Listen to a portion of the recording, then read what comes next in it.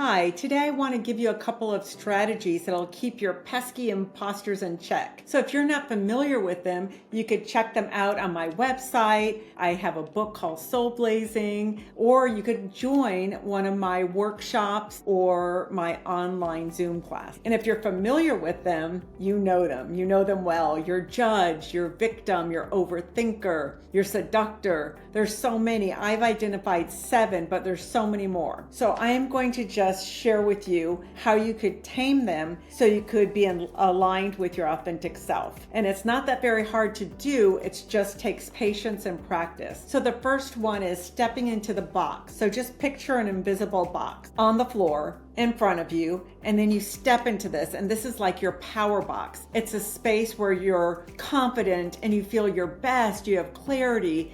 That's where your truth exists. When you step into this box, that's when you're saying to yourself, right now, I am my most powerful self and I am showing up for myself. Arnold Schwarzenegger used to do that. He said he'd be Arnold, he'd step in that box and he'd become Arnold. So in this box, no imposters are allowed. You have to stand tall, you take a deep breath, and you physically step forward into the box. And you shift your posture, and you change your tone, and you channel that confidence. I have pictures up on my wall right here of people who I want to channel for different reasons. So just think about, who do you want to challenge? Even if you have to fake it at first, because your nervous system doesn't know the difference. So think about, who do you want to be? And it's about training yourself to feel powerful on cue. When you step in that box, that's who you become. The second one is just thinking about, who do you need to pull from right now? Sometimes when I step in the box, again, like I have these pictures up there, I think about the different aspects of myself and my favorite people for different things. And we all have different parts of ourselves. We have the warrior, we have a nurturer, a visionary. So who in your life or famous person do you know, even in history, and start thinking about that so you'll get out of fear, get out of doubt. And we all have that inside us, so we're just pulling it from different versions inside ourselves. You have to ask yourself, what do I need to pull from right now to handle the situation? Is it the bold you who speaks out, who speaks up for yourself? Is it the calm you who listens deeply? Is it the joyful you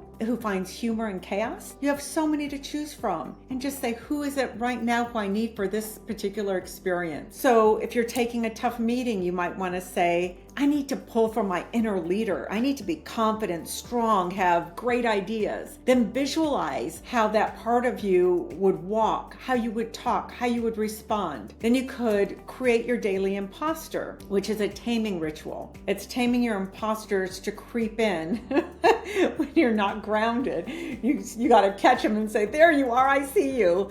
And you set yourself up for a quick check-in. Like, here's a simple routine that I do throughout the day. So in the morning, I might say, when I wake up, if I'm in a particular mood, I might say, which imposter is showing up right now? And I'll go, oh, that's my moody one, or that's my insecure one, whatever it is. And you set an intention and you frame it. And you say, this is who I want to be. So you start shifting it to who you want to be. And you do that in the middle of the day. And if you're reacting and not responding, you could catch yourself. You could say, no, that's not what I want to do. That's not who I want to be. And you go, oh, that's the imposter. And you could ground yourself again. So I also do this in the evening. Right before I go to bed, I think about, how was my day? How did I handle this imposter? How did I handle the different choices that I had that appeared in front of me today? And each day, you're going to see yourself get better and better and better. And sometimes what's happened to me was I'm trying to get rid of my judge imposter, let's just say. And then maybe my victim or my overthinker will pop up. So you'll start seeing other aspects of you come in. So it just takes practice, and it's actually a lot of fun. And when you're in one of my workshops, we have improv with these, and I have you say things over and over again, like whatever you had going on that day in these different characters. And you could see how easy it is for you to change and to change who you are. And I love what Joe Dispenza says, when you change your personality, you change your personal reality. Because again, it's all about energy and clarity. And you can't have clarity and confidence if your energy is not there. So shift that and you shift your life.